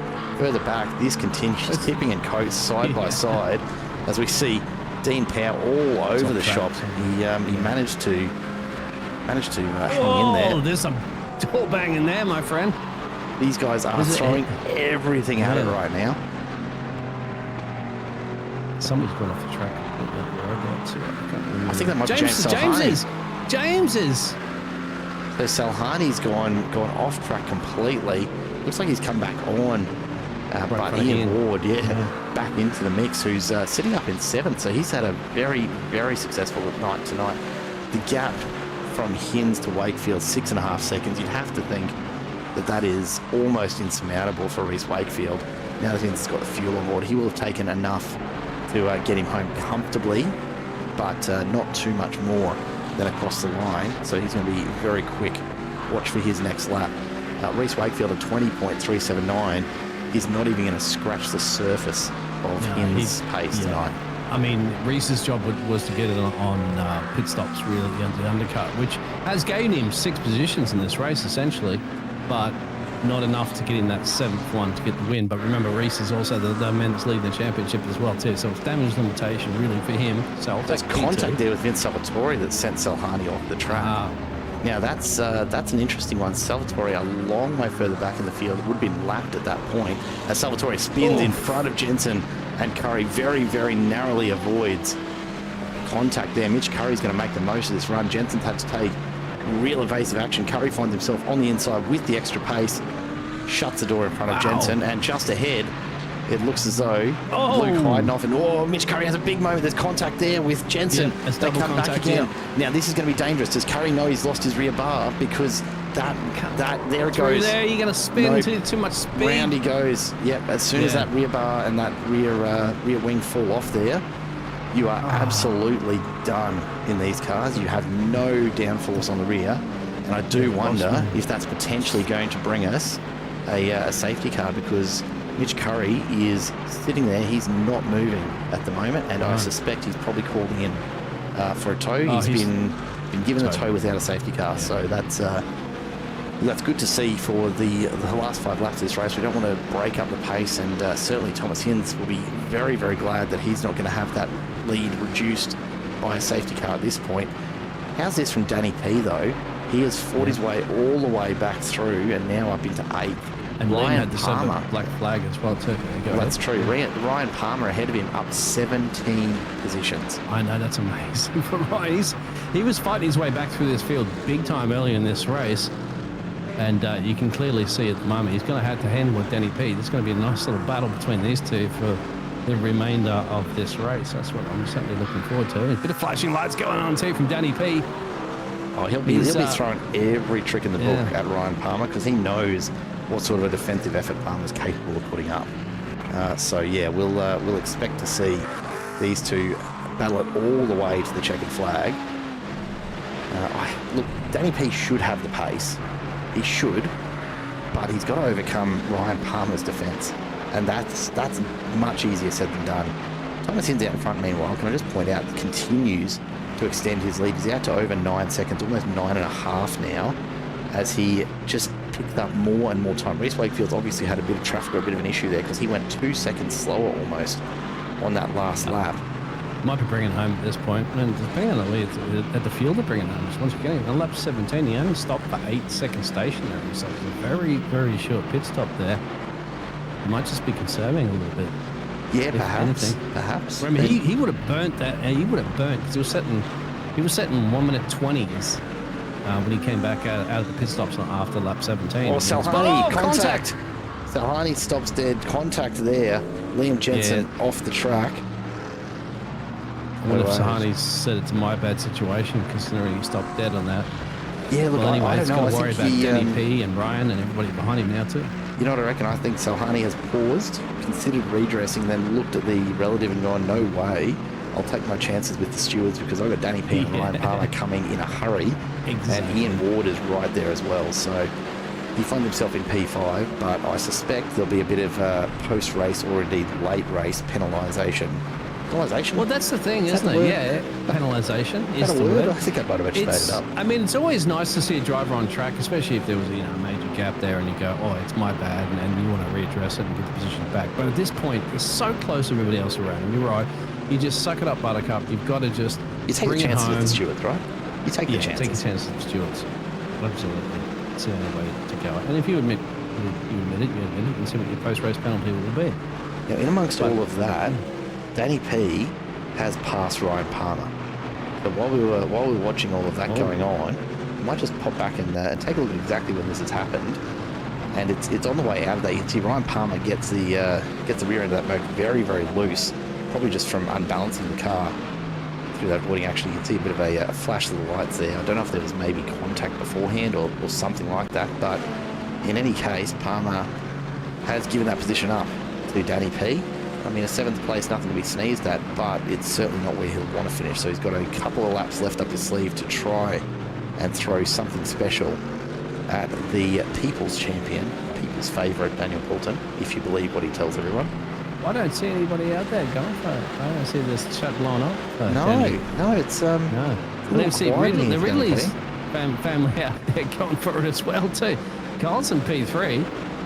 Ian's putting some big pressure on there at the moment as well too. No, he's not. My apologies. It's Ian Wood that's under pressure there from James. So you got to give it to Ian Wood. I mean, he got the reverse grid pole, but he's back in P4, and he wants to get this P4. He's not going to make it easy for anybody to overtake. But look at those names that are behind him currently at the moment. Yeah, he's certainly in the mix, isn't he? And you can see Danny P's going to just sneak up the inside there, but Ian back on the inside is going to stay absolutely glued to Salhani's rear bar. And Danny P's going to have to fight his way around the outside, and a bit of contact in the background there as Ryan Palmer gets into it. Now, this is going to be interesting because Palmer, look, if I know one thing about the bloke, it's that he is absolutely going to look to right any wrongs that he feels may have happened when the pass was done by Danny P earlier. I don't think he's going to punt him off track, but he's certainly not going to be backing out of any of these turns. He's going to be fighting very, very hard to pick up this extra spot. And right now, Danny P is in a very, very tricky spot in between the two ADHD teammates. And not looking promising. Reese Wakefield, your spot on, is absolutely fuel saving to the max. He's dropped back to over 14 seconds behind Thomas Hins right now. For his part, Kyle Ridley, I think not too far off doing the same. He's running a decent pace, but he's got a lot of work to do if he wants to catch Reese Wakefield in the remaining couple of laps. I'm also surprised about James. James went on lap 11. Oh, Liam Jensen's had to go back into pit road. So James for him. James had he did take a 10, almost 11 second pit stop, but he did back on lap 11. So that's very interesting. Yeah, that'll be getting a little bit light on fuel up at the front of this group, won't it? He's got to keep Ian, Danny P, Ryan, and Cruz all behind him at some point in the remaining couple of laps of this race. But Ian Ward, power to him. He has absolutely held it together here tonight. Only down 3 spots, which, I mean, it doesn't compare to the gains around him, but to his credit, he's absolutely hung in there, and he's racing with some guys that are genuinely very, very fast on track, and not usually a group that Ian finds himself mixing it up with. He's equipping himself beautifully at the moment, and he's managing to hold Danny P at bay, if only just. And Ryan Palmer is just itching for an opportunity. We're on to the final lap. Thomas Hins has come across the line, so he's started his last lap, and take a look at this. Nothing but clear air all around him. This is an absolute cruise home. Meanwhile, Reese Wakefield behind, just coasting it to try and get it there. So he's in big trouble. But I suspect just enough of a gap back to Ridley that he'll hang on to that. Now here we go. This is where the battle's at, though. Ian Ward is all over the track, as is Ryan Palmer. He's going to go up the inside of Danny P. They're going to be side by side. Danny's going to be on the inside for the next one, so Ryan's got to widen this one out and try and maintain the position ahead of Cruz McPhee, who can already smell an opportunity with Palmer offline there. It's not going to be enough to get that pass done, so Palmer's going to have to line it up and try again. Meanwhile, out in front, Ian Ward doing everything he can to not only hold his position, but create an opportunity for his teammate behind. Ward doing a brilliant job of defending. He's going to stay right in the middle of the track, really force Danny P to decide on a line here. And you can see Danny's defending from Ryan at the same time. So the three of these guys locked into it. We're going to be very, very lucky to not see this come to blows. Leader's about to cross the line as well too right now, I think. And here he comes, Thomas Hinds. Yep. Crosses the line, takes the win, a brilliant drive there. We'll jump back to this one though, because this battle's going to go all the way home. Reese Wakefield's going to take second. Kyle Ridley, a brilliant finish, is going to take third. James Salhani will comfortably take fourth. The question is, who is going to get fifth place here? Ian Ward, this will be a send. Fighting this will have for dear life. Oh, there's only Daniel two more Poulton, corners here, mate. He's going to push so hard here. Ryan Palmer, he knows that he's done with this. Ian Ward's going to hold the outside here, not going to let Danny P pass. What a brilliant drive. Ian Ward takes P5 ahead of Danny P. Ryan Palmer, Cruz McPhee behind. What a drive from Ian Ward. Absolute credit to him. A huge, huge effort right through. Cruz McPhee right there. The four of these drivers separated by less than 3/4 of a second at the line. We've still got battles going on though. Liam Tipping now on Charlie Milliken. Milliken doing the same kind of thing at the moment. Everything he can to hold this to the end and really defending hard. Tipping's going to have one last shot at this, and this is going to come right to the line. Here he comes down towards the finish. He's got the pace. I don't think he's got the distance, and it looks like Milliken will just hold on to that 0.04 of a second. Nothing in it in the end. But Thomas Hinds take a bow, a massive drive once again as he cruises back around to head back on into the pits, and we'll be talking to him in just a moment, I am sure. A massive drive from Thomas Hinds. I honestly, I expected it to end up a lot closer than that in the end, but I think the thing that saved him there, Reese Wakefield, short on fuel, and I'm sure we'll confirm that with him in just a moment. The results now, Thomas Hinds takes the win, 17.5 seconds ahead of Reese Wakefield. Kyle Ridley, what a drive. The Lamborghini, it absolutely looks great on him. Comes home for SLM Motorsport in third, ahead of James Salhani in fourth, and Ian Ward in fifth for ADHD, standing proud for that race team. Daniel Poulton not able to get there in the end. So close though. Ryan Palmer and Cruz McPhee right behind them, with Nathan Bowman and Josh Harris rounding out the top 10. 3 entries for ADHD in the top 10 tonight, Biggles. That is almost unheard of, I reckon. That's actually, well, it's heard of now.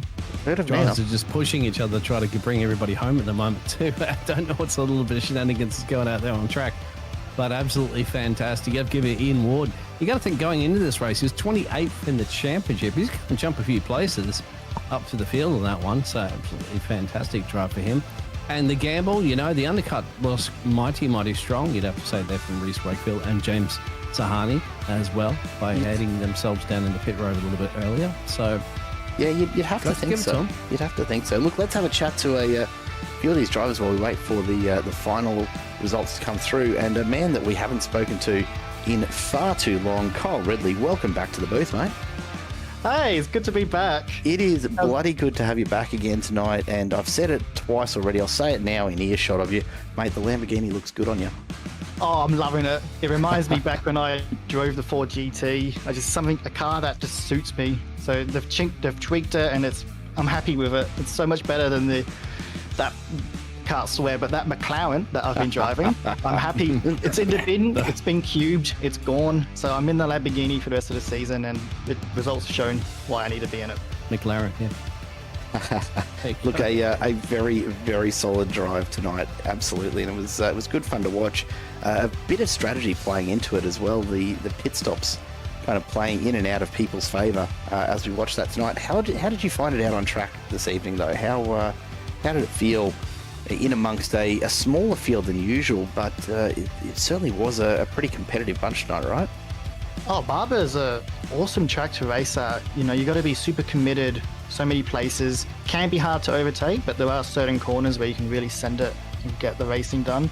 But with the pit strategy, I put a couple less leaders than I should have put in. I only just coughed back into pit lane on the cool down lap. But with the pit entry being so free to commit and to attack it, you can gain so much time. And I think that's where a lot of my time came from when I jumped a few guys in my pit stop. Was I full on committed into the pit entry. But all in all, it's been a good night. Absolutely, man. As long as the stewards are happy with it, there's nothing wrong with it at all at the end of the day. A great drive. Congrats on the result in race number 2. Anyone you want to say hi to before we let you go?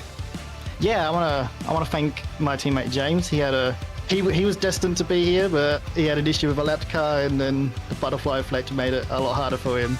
But I just want to thank your guys for the commentary, Rich, Kari, and Co for the admin side of things, and anyone who may be watching. Thank you. No worries, mate. Always good to chat to you on the occasion we get to, and here's hoping it's a few more times this season than it has been so far. Congrats again on the result here tonight, Kyle. Thank you. Well, Ridley there taking out P3 in race number 2. And we go now to a man who probably needs a little less introduction to the booth this season. Reese Wakefield, welcome back to the comms booth, mate. Good evening, both ears. What a great night. Look, it was a lot of fun to watch from up here. I suspect the stress levels in your cabin were a little higher watching the fuel numbers in those last few laps, is my guess. Yeah, a little bit. I don't know, like, I didn't have any pace to catch Tom at all, and then I looked at my fuel, I'm like, oh, do I have enough? So I'm just like, look, I think the best thing I can do is just fuel save just in case. Ended up having enough to get home anyway, but I'd rather be safe than sorry. I was very much in championship preservation mode, considering Hayden wasn't there tonight, so... Look at you go with your mature approach to the championship, mate. It'll be the only time, so take it. Oh, look, it was a good one to watch all the same.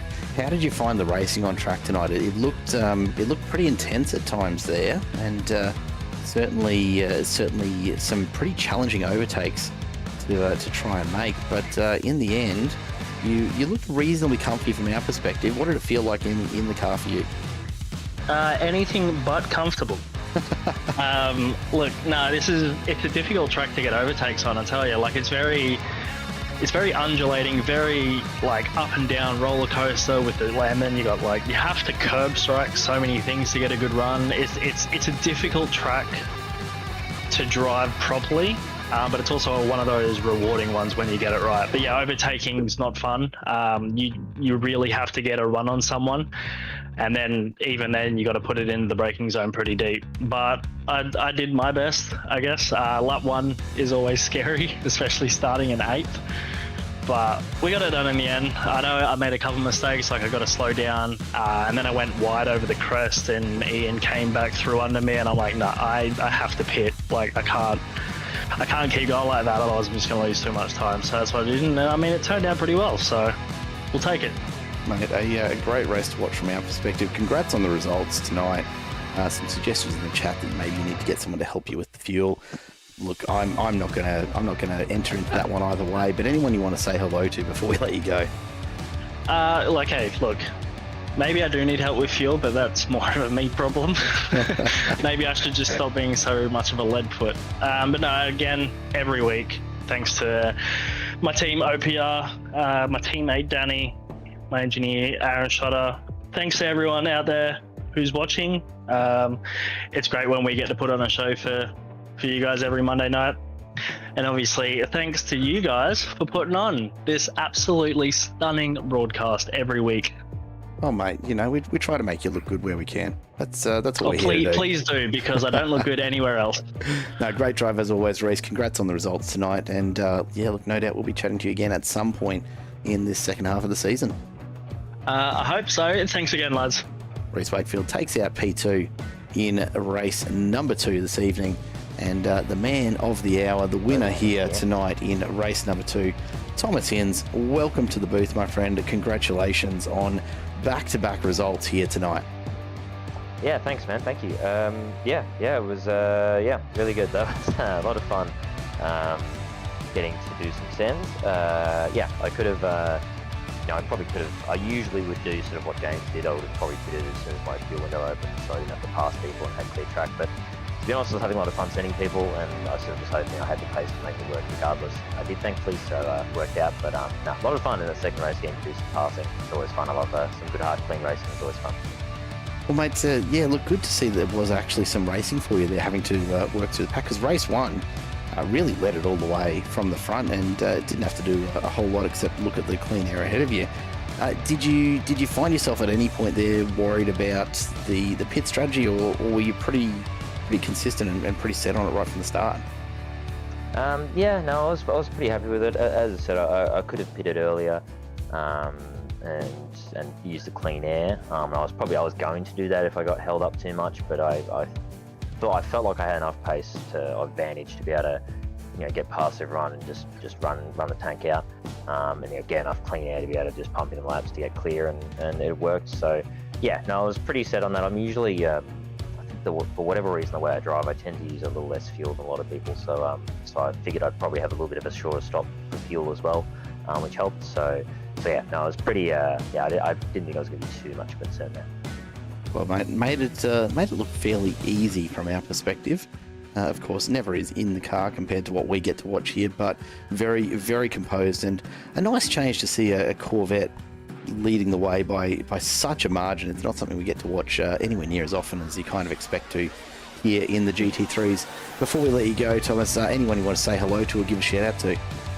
I'm happy now I picked the Corvette because it seemed to work. The more this is going on, the more I'm getting used to the car, and it's cool to actually make the kind of hipster car work. Normally that doesn't happen. Normally I use the hipster car and I get thrashed by the OT car, but it's good to actually make it work the same, so that's cool. But yes, big thanks obviously to the guys at HJR. It's always great to support those guys, those drunk bunch of guys, and again, Henry for getting the vet looking fantastic. Love that livery, love looking at it every time. Big thanks obviously to MC for putting on a great league. It's always great fun racing in this. Always having a great fun time every Monday night. And big thanks to you guys for broadcasting it for us to look at and enjoy as well. Great to have you along as always, Thomas. Congrats on the results, and we're going to go take a look at the championship standings, mate. Go get yourself a well-earned drink, hey? Will do. Thanks, mate. Thank you. Thomas Hinds takes out a P1 in both race 1 and race 2 here this evening. And look, you couldn't ask for better results for him, really, could you, Biggles? That's about as good as it gets. Trifecta. Yeah. Yep, that's pretty well it. The championship standings, provisional of course, as always, look a little something like this. Reece Wakefield maintains top spot for the moment, but Thomas Hinds looks to jump up a couple of spots, with Danny P sitting in third with probably a little bit less than what he would have hoped for from tonight. James Salhani jumps up into fourth. Hayden Veld, most interestingly, with not being in the race this evening, will drop to around fifth, although of course drop rounds to be considered for the other drivers as well. Kyle Ridley finds his way up in sixth, up 5 spots potentially, so a big move for him. Josh Harris maintains. Brad Coates drops a couple, and then quite a number of movers from P10 back, which you've got to think is really all about just showing up tonight, isn't it? Yep. Because for a lot of drivers, that's an immediate drop round. It's an interesting one, and I'm so glad to hear a couple of the drivers tonight, Biggles, talking about how much fun Barber Motorsport is, because it's honestly, it's such a slept-on track. It really, really is. Yeah, we didn't have any safety cars out there as well too. We had a couple of incidents. It did feel a little bad there for Mitch Curry, who was doing such a great result there. Would have got himself into the top 10 for a second time, perhaps for the future race, but unfortunately just didn't work out there for the boss man. Ended up finishing in P21. But obviously that is a great result for the other drivers there. Big gainer, of course, in that feature race too was Ryan Palmer, getting himself up 17 places, and you can see him currently 9th in the championship. But it's that heating up at the moment. I don't think it's even a 4-way fight. I think you could even say it's a 5-way fight. Is that maybe a 6-way fight in the championship if a couple of things go topsy-turvy? Yeah, and look, anything can happen here. We've still got 4 rounds left to go here in the MC Motorsport French Car Care GT3 Championship. This is the 6th season, if I'm not mistaken, of us running GT3s here with MC Motorsport, and it continues to deliver some really, really top quality racing. Always a pleasure to cover it here on Simple Racing Broadcast, and of course Barber Motorsport delivers exactly what I'd hoped it would tonight. Some great close quarters racing and some amazing displays of car controls through what is a very, very tricky and flowing layout. Huge congratulations to Thomas Hinds on the results this evening, and of course a massive thank you as always to French Car Care, your Brisbane-based French car specialist, for their support of this season and of the MC Motorsport series.